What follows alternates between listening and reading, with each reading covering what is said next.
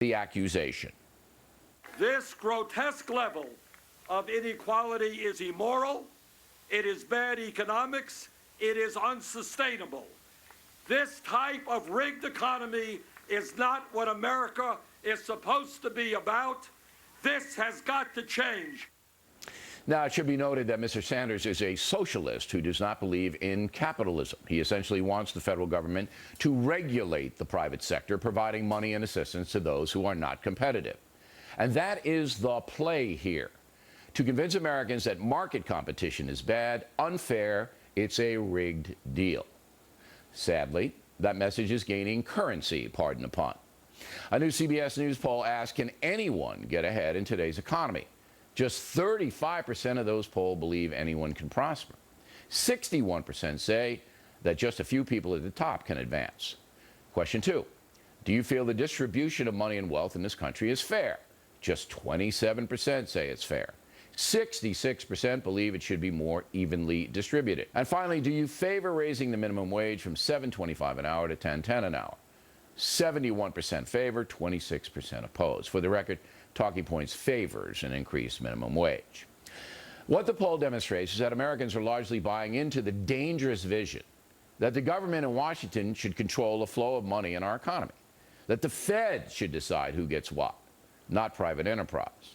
That goes directly against how America was founded. The free marketplace dictates who earns what, not the feds.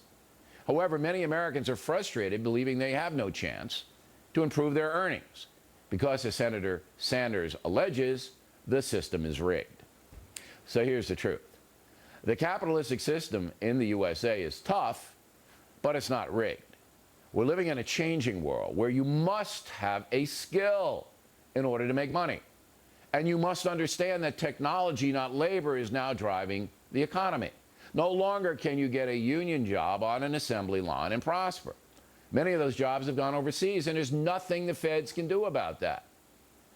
What the left will never tell you, because of all this income inequality stuff that's designed to get votes, is that it is largely up to you, the individual American, to do what's necessary to make money. Step number 1, you have to get educated. That doesn't mean you have to go to college, but if you don't, you have to know how to fix stuff or perform some service that people need. And you have to be good at it. So if you want to be a plumber, you'll make good money if you're efficient.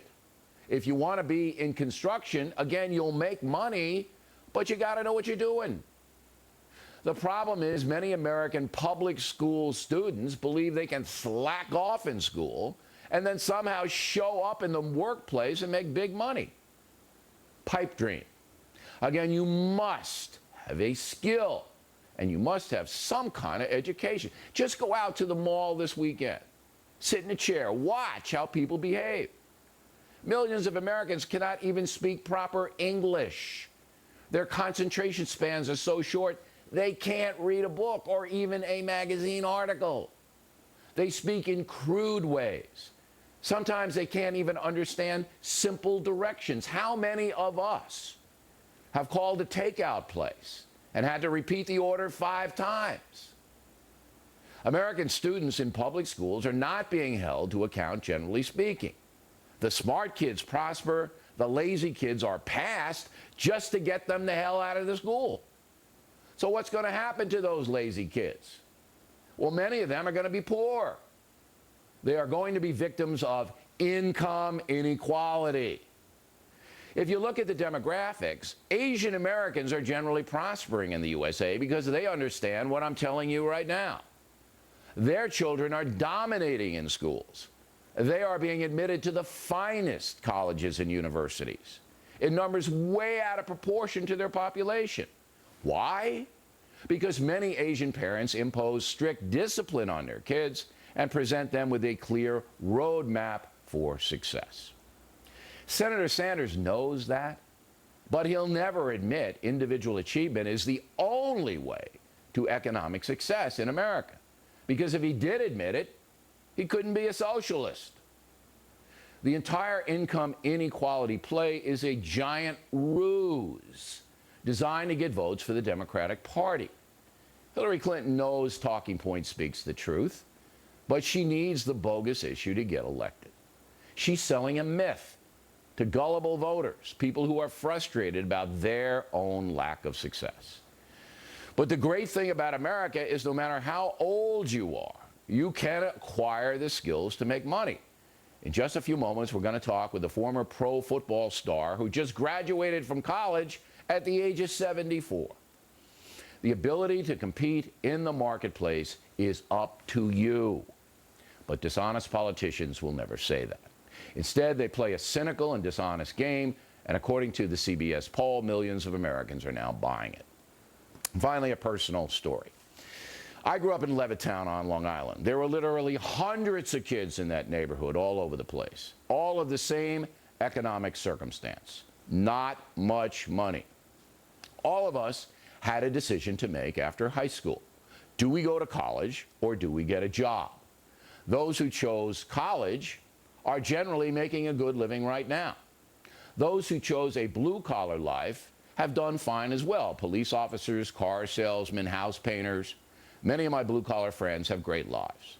But they are not going to make the kind of money I'm making. I have 2 master's degrees, one from Harvard, and I earned the money to pay for those degrees myself. Yet I started out the same way that all the kids did in Levittown, with the same advantages and disadvantages. I chose my own path. I knew that path could lead to prosperity if I worked hard. Finally, there's no single right way to pursue happiness in America, but if you want significant income, you got to figure out the pathway. And no matter what those pinheads in Washington tell you, you have to do it yourself. And that's a memo.